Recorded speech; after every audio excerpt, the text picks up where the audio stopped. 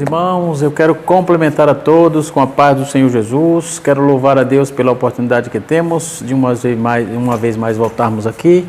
Canal Rascunho Teológico, ensinando para transformar vidas. Estamos em uma série de estudo sobre teologia, as correntes teológicas da atualidade, entendeu? E a teologia contemporânea, coisas parecidas, igreja emergente, etc. Não é? Mas o tema básico é correntes teológicas da atualidade ou teologia contemporânea. Nós estamos em uma sequência de estudos e nesta oportunidade estaremos falando sobre a teologia liberal. O último vídeo que fizemos, nós falamos sobre a igreja emergente, não é? E nesta oportunidade estaremos falando sobre teologia liberal, o que é, de onde provém, o que significa, qual é a influência do liberalismo na igreja, o que temos que fazer para combater esse tipo de coisa e até que ponto a igreja, até onde a igreja entende o que é liberalismo. Então essas e outras perguntas será respondida agora no canal Rascunho Teológico. Não saia daí. Se você ainda não é inscrito, está passando aqui pela primeira vez, se inscreva no nosso canal. É um canal que ensina teologia, não é? E se você quiser perguntar alguma coisa, pergunte na descrição do vídeo embaixo e eu responderei, tá certo? Na medida do possível, tá bom? Nós começamos esse canal nesse período da pandemia. Tem um presbítero aqui da região, o presbítero Flávio Roberto, a paz do Senhor, pastor Flávio. O presbítero Flávio Roberto, ela tinha dito, pastor, tive a satisfação de dar aula para ele na Faculdade Teológica de São Paulo. E ele disse, professor, por que o senhor não faz um compêndio de estudo aí nesse período de pandemia? E me veio, orando a Deus, me veio em mente para trabalhar essa proposta aí do canal Rascunho Teológico, ok? Já temos um canal chamado Rascunho DBD, onde ensinamos aula da escola dominical, né? Lições da CPAD, de onde nós somos radicados e assim sucessivamente, tá certo? Então, nessa oportunidade, estaremos falando sobre a teologia liberal. Nós já falamos uma série de estudos aí, além da introdução, não é? E também na última nós falamos sobre igreja emergente, né? A igreja emergente e toda a demanda. Falamos também do teísmo aberto, e enfim. Então hoje nós estaremos falando sobre a teologia liberal e as doutrinas que são deturpadas deste movimento, ok? Então vamos lá. Teologia liberal, né? Existe um chamado de algumas escritas, alguns livros, que falam assim: precisamos urgentemente nos libertar da teologia liberal, né? Então esse número de escritas e livros que são publicados, lamentavelmente, por editoras evangélicas sobre teologia liberal, apoiando, é um número alarmante, ok? Mas a teologia liberal, ela nasceu no meio dos protestantes, né? E seus expoentes, a maior parte deles são católicos romanos, né? Também nasceu cunhado aí muito baseado com a teologia da libertação, né? Então, ou seja, todo esse conteúdo de teologia liberal, nós vamos trazer um pouco agora aqui sobre essa questão, ok? Ela não é necessária e nem é vital para a igreja. Na verdade, ela é uma ameaça que o secularismo trouxe. Então, essa teologia liberal, ela é corrosiva, prejudicial para a igreja, ok? Vejamos por quê. O liberalismo, em sua apostasia nega a validade de todos os fundamentos da fé, praticamente, todos. Como, por exemplo, a inerrância das Escrituras, a divindade de Cristo, a necessidade da morte expiatória de Cristo, a sua concepção virginal, a ressurreição de Cristo. Eles chegam até a negar que existe realmente Jesus Cristo, que é narrado nas Escrituras, né? Eles contestam a doutrina da escatologia, então a escatologia liberal ela se baseia no universalismo, ou seja, todas as pessoas serão salvas um dia e Deus vai dar um jeito até na situação do diabo. Isso é a visão liberal. Consequentemente, para eles não existe inferno. Muito menos conceitos de pecado. Então, eles são muito ligados ao hedonismo, ok? Então, o liberalismo é um sistema racionalista que só aceita o que pode ser provado cientificamente pelos próprios conhecimentos falíveis, fragmentados e limitados do homem. Então, é fundamental considerarmos o seguinte, que tudo que engloba a fé genuína cristã está amparada em um relacionamento experimental prático com Deus.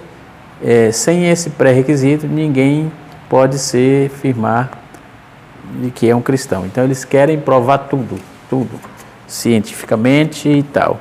E tem coisas que a ciência não consegue explicar, ok? Então, a ciência não vai trabalhar isso. E minha aula hoje vai estar pautada nesse material, nesse livro, vou mostrar para você aqui.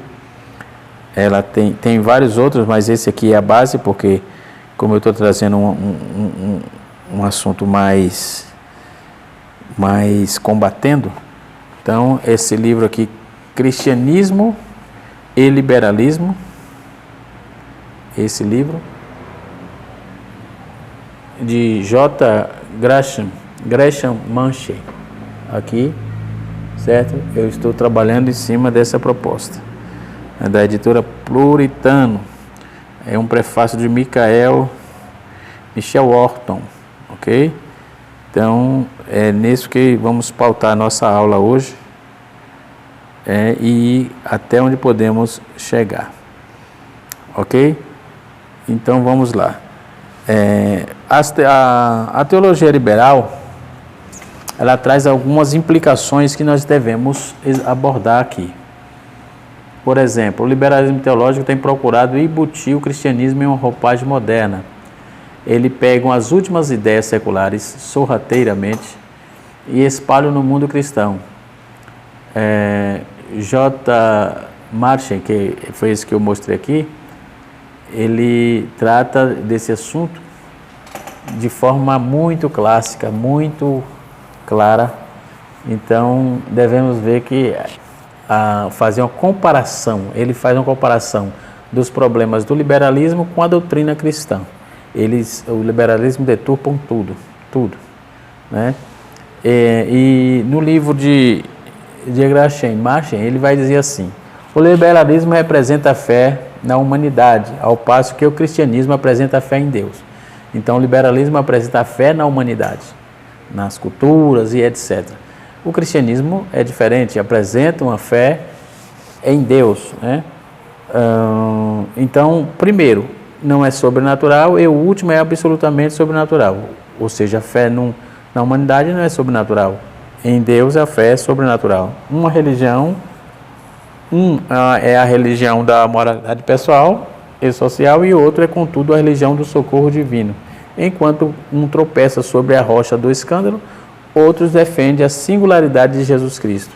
Então, observe que o antagonismo é muito grande. Então, um inimigo da doutrina, ao passo que os outros se gloriam nas verdades imutáveis e repousam sobre o próprio caráter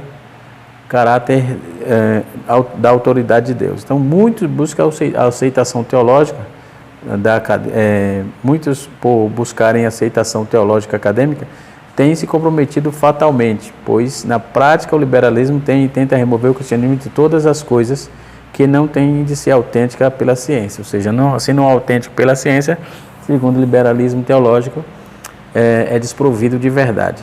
E isso a Bíblia contesta e eu, como cristão, contesto de forma veemente, como estou contestando agora. Os liberais, por exemplo, eles acusam os evangélicos de transformar a Bíblia em um papa de papel, ou seja, é um ídolo. Com isso, ele culpa os evangélicos de bibliolatria. Somos idólatras de livros, né? Estamos cientes de que havia, por ter havido alguns exageros e alguns fundamentalistas evangélicos, na verdade, e é que os eruditos liberais têm mostrado tão exagero quanto muitos se denominam fundamentalistas. Então, isso é uma tentativa, uma narrativa descabida, sem verdades, que o liberalismo tenta trazer para o contexto, para denegrir a imagem dos evangélicos cristãos. Teoricamente, nós vamos observar que a maioria dos liberais, ele acredita em Deus, supondo que ele pode intervir na história, né? Que ele pode intervir na história da humanidade. Porém, na prática e com frequência, eles mostram-se mais deísta, no caso. Normalmente, os liberais também favorecem o relativismo, ou seja, eles difundem o campo da verdade, não a absoluta. Não é? São verdades relativas. Então, segundo esse raciocínio, se não há verdade absoluta, então as verdades bíblicas não, que são absolutas, são relativas. Logo, não pode ser a palavra de Deus. Isso é a narrativa do liberalismo. Quais são as raízes do liberalismo?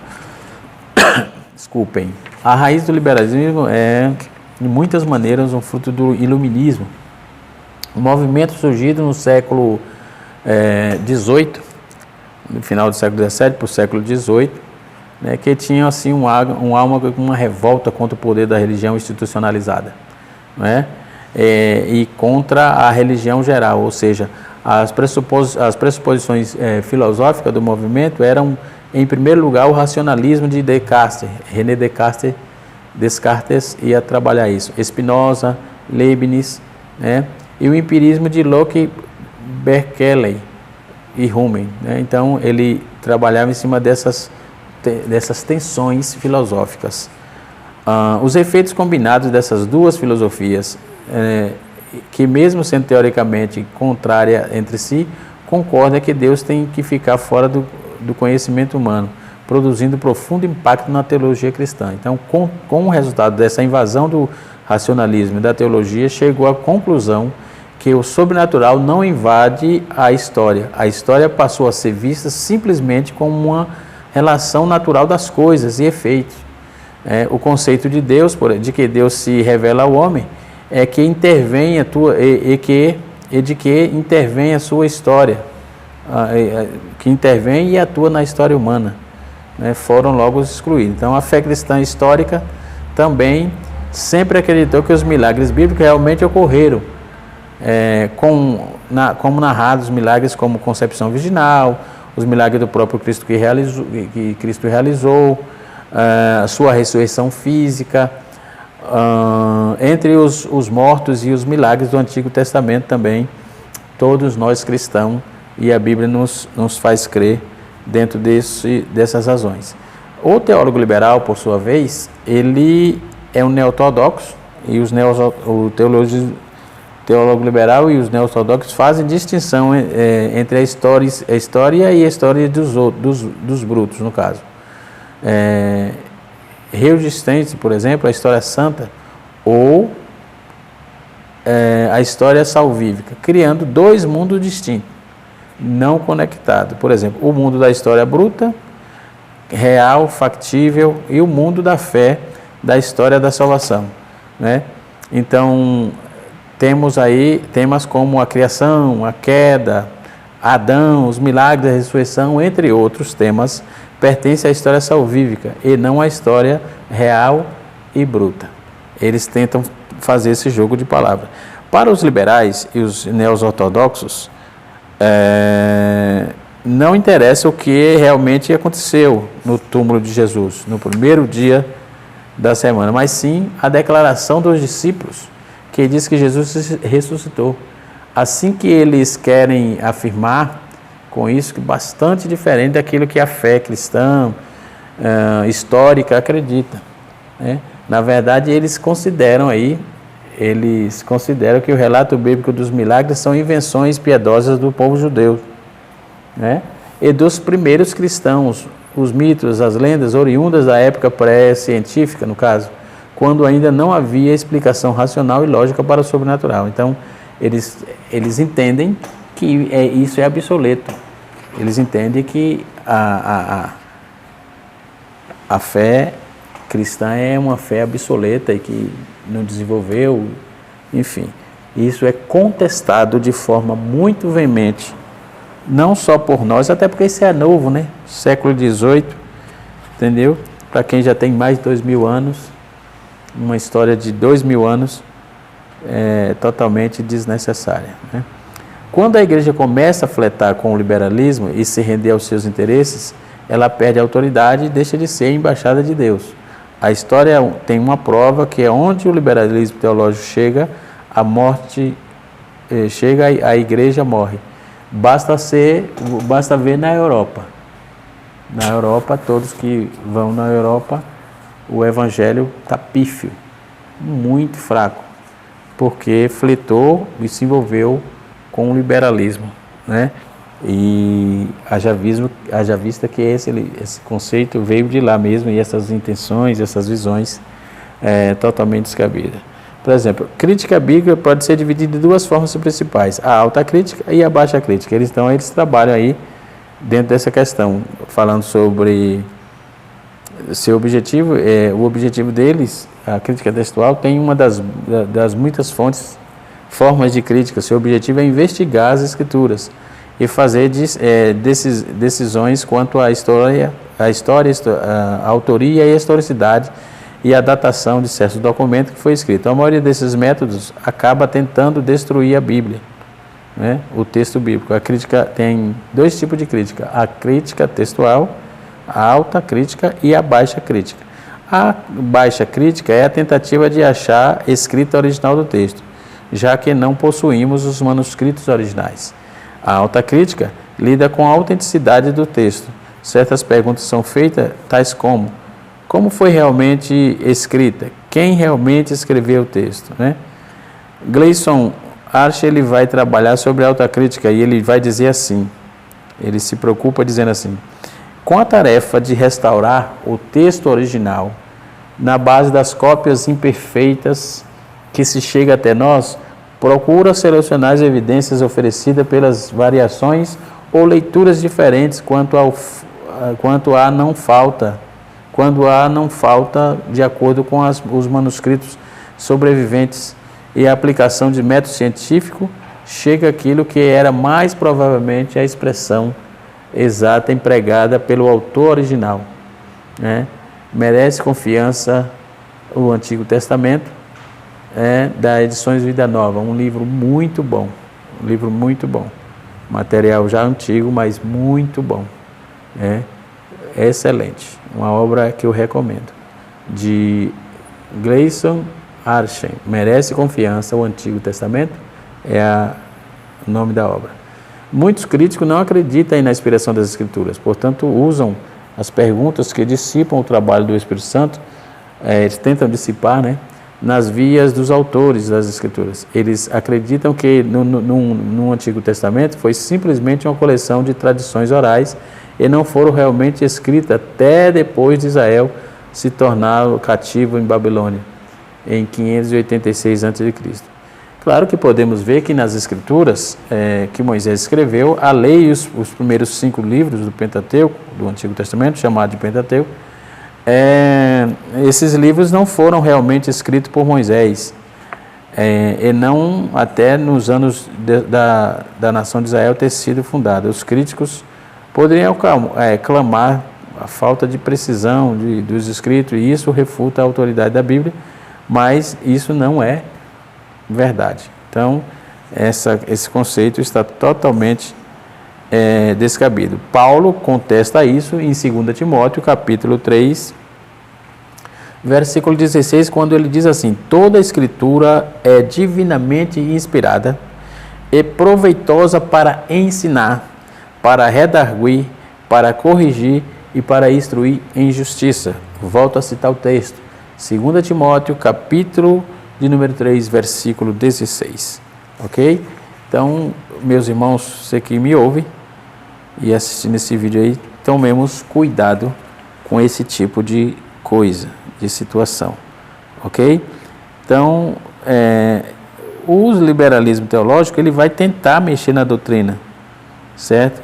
Esse livro que eu apresentei para vocês aqui, ele vai dizer assim: o liberalismo teológico moderno na igreja, qualquer que seja o julgamento que fazemos sobre o mesmo, não é meramente um assunto acadêmico, mas é simplesmente um assunto relegado aos seminários teológicos ou universidade. Pelo contrário, seu ataque aos fundamentos da fé cristã está sendo conduzido vigorosamente através de lições de escola dominical, do púlpito e de imprensa religiosa. Então, tomemos cuidado, há uma advertência aqui. Então, com respeito à doutrina, eles tentam mexer. Na abolição dos seminários teológicos e no abandono da teologia científica, mas perfeitamente uma busca mais rápida, na verdade, em uma devoção mais leal e quanto se fosse encontrado. Então, no entanto, os seminários teológicos, universidade raiz de grande tema, são mais claramente vistas que no mundo geral. Entre outros estudantes, o uso tranquilizador das frases tradicionais, frequentemente abordada aí, e os advogados de uma nova religião. Então, com certeza, eu posso falar isso porque estudo o tema. Esse negócio de liberalismo teológico é uma nova religião. Tem que ter cuidado. Como exemplo das doutrinas liberais, da paternidade universal de Deus, a irmandade universal dos homens.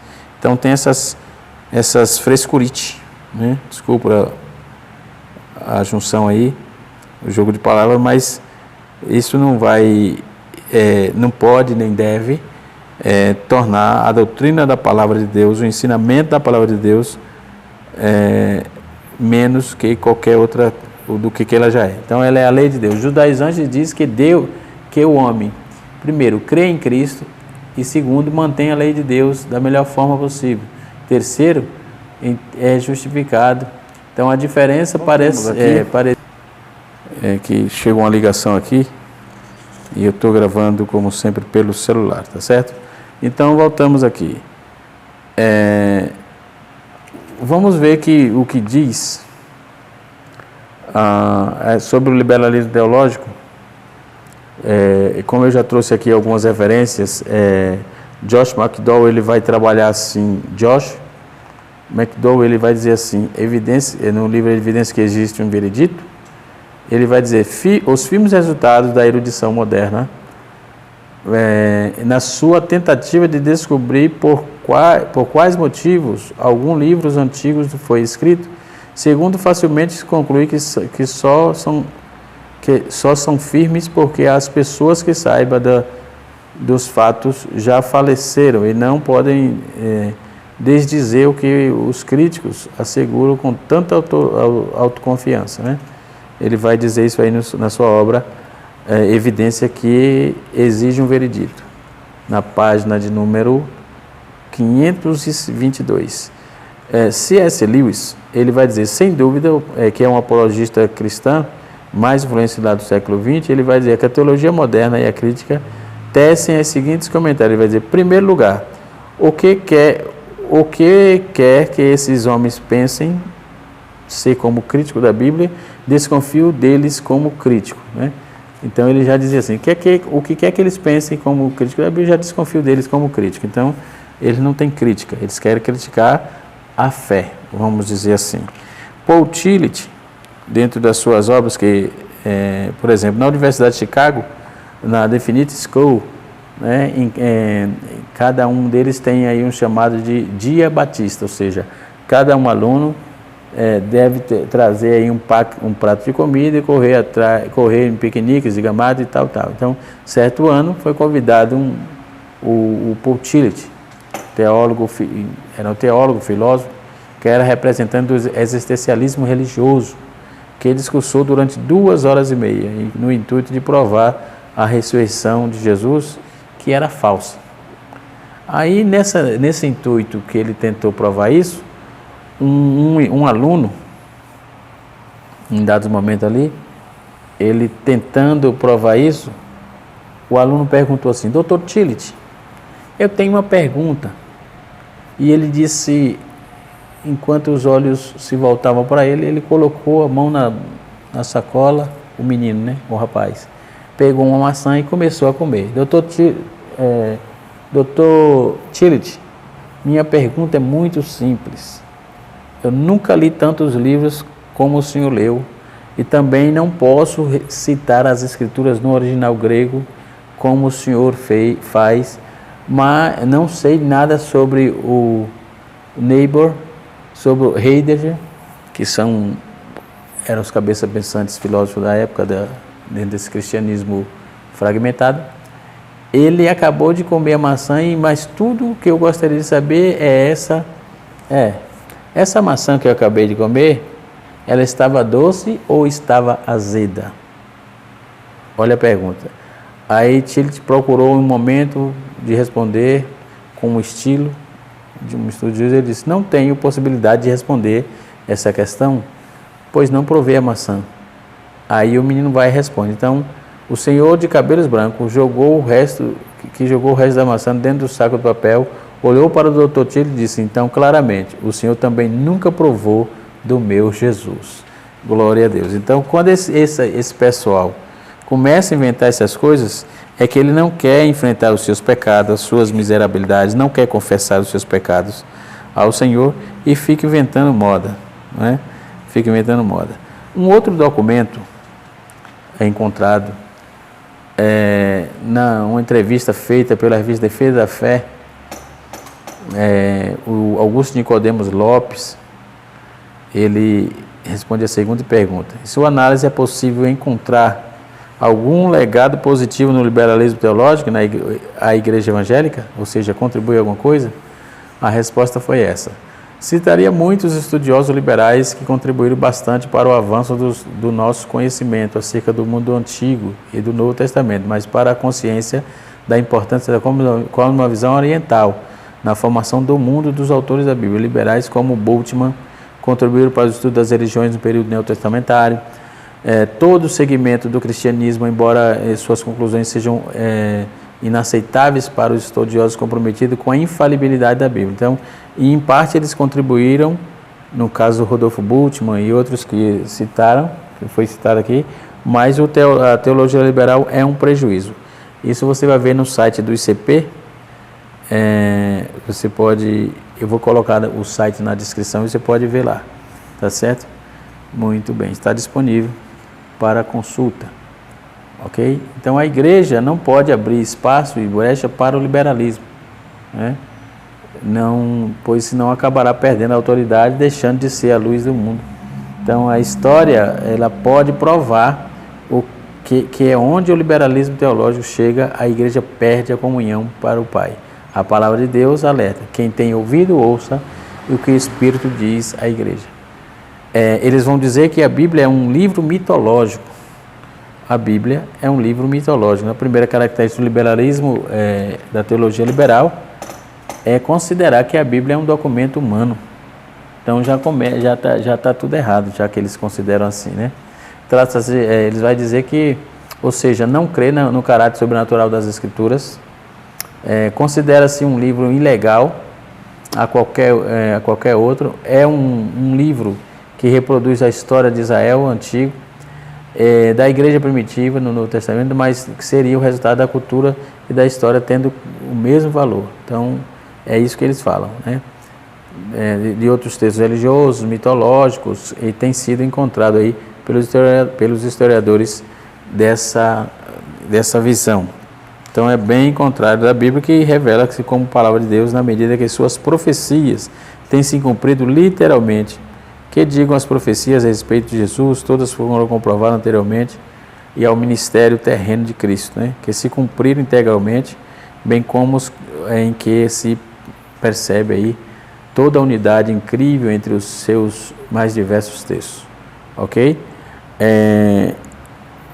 Na aula passada eu citei o livro A Cabana. Eu tenho esse livro em casa. Na verdade, ele apareceu lá, não sei se foi meu filho que levou, não é? Eu estava lendo alguns capítulos que eu queria saber o que estava escrito lá. Livro é livro, né? Independente de onde vem. Você precisa ler para saber o conteúdo e saber se você aproveita ou rechaça, ok? E assim vai. Ele diz assim: por várias décadas o liberalismo teológico vem vagando espaços de denominações históricas em seu seminário. Nos últimos anos, porém, alguns segmentos pentecostais foram atingidos por essa corrente de pensamento. Algo inimaginável até então, pois ser pentecostal significa que em Deus, no poder e na palavra de Deus. Exemplo dos liberais, alguns pentecostais se julgam espertos o suficiente para divulgar, duvidar de Deus e sua palavra, hostilizar o cristianismo, exaltar as dúvidas, questionar a Bíblia. Tornou-se para muitos um sinal de academicismo e inteligência, e isso não é verdade, não é? Então, por exemplo, quando você vai ver em 2 Tessalonicenses 2, 3, 2 Timóteo capítulo 4, versículo 1, 2 Timóteo 4, versículo de 1 a 4, e 2 Pedro capítulo 2, versículo de número 2 a 1. Capítulo 2, versículo... 2 Pedro capítulo 2, versículo 1. Né? Tudo indica que há uma apostasia instalada dentro das igrejas evangélicas. Então, a palavra de Deus vai apontar sobre a volta de Cristo e que essas coisas aconteceriam nesses textos que eu acabei de citar. Então, tenhamos cuidado, precisamos vigiar dentro desse contexto, né? Por exemplo, durante a viagem, eu estou falando agora, vou falar sobre acabando um pouquinho, já vou terminar para o vídeo não ficar longo. Durante uma viagem que deveria ser repleta de diversão, alegria, uma tragédia marca para sempre a vida de uma família, a família de Mark Allen. Sua filha mais nova, a Missy, desaparece misteriosamente depois de exaustivas investigações e há indício de que ela teria sido aí assassinada, encontrada em uma velha cabana. Então, imerso numa dor profunda, paralisante, Merck entrega-se a grande tristeza em um estado de depor, a ausência e raiva ao mesmo tempo. Após 4 anos de desaparecimento, a menina insiste em dormir, em não diminuir. Ou seja, a saudade, o desaparecimento da menina, a saudade, ele insiste em diminuir. Um dia, porém, ele recebe um bilhete assinado por Deus, convidando para um encontro na cabana abandonada. Cheio de dúvida, mais profundamente em meio de aplacar o seu sofrimento, Mark atende o chamado e volta ao cenário do pesadelo, ou seja, a antiga cabana. Os pontos principais disso, vai dizer que o livro é uma ficção, é um gênero que cresce muito na cultura cristã contemporânea e comunica que é uma mensagem de uma forma leve e fácil de ler. Então, o autor é William Paul Young, trata-se de temas vitais para a fé cristã, como quem é Deus, quem é Jesus, é um negócio tenebroso. Na verdade, eles ficam questionando Deus o tempo todo e é difícil. Eu não gostei, entendeu? E assim sucessivamente. Então, tenhamos cuidado. Espero poder ter ajudado você, né? E se você quiser saber mais, só para finalizar aqui, eles rejeitam sola escritura, rejeita sola fide, rejeita todo o contexto, os 5 solas da reforma, para começar. Então é um perigo. Eles falam de universalismo, patriopassionismo, fala de bastante coisa, que a punição do pecado, que o pecado não tem nada a ver, entendeu? Então uma coisa, um problema que vai negar o pecado, isso é um prejuízo. Que Deus em Cristo nos abençoe, que o Espírito de Deus continue falando de forma clara, objetiva em nossos corações. Um abraço. Canal Rascunho Teológico, ensinando para transformar a vida.